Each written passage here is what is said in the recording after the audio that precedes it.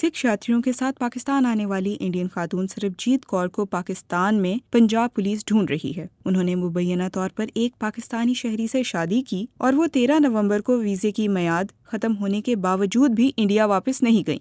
Punjab police के मुताबिक 48 साल सरबजीत कौर 4 नवंबर को यात्रियों के साथ पाकिस्तान आई थीं। अगले रोज उन्हें ननकाना साहब जाना था, मगर 7 नवंबर को उनकी तरफ से शेखोपुरा की अदालत में बयान जमा कराया गया, जिसके मुताबिक उन्होंने पाकिस्तान आने के बाद अपनी मर्जी से इस्लाम कबूल किया और 43 साल के पाकिस्तानी शहरी नासिर हुसैन से शादी कर ली।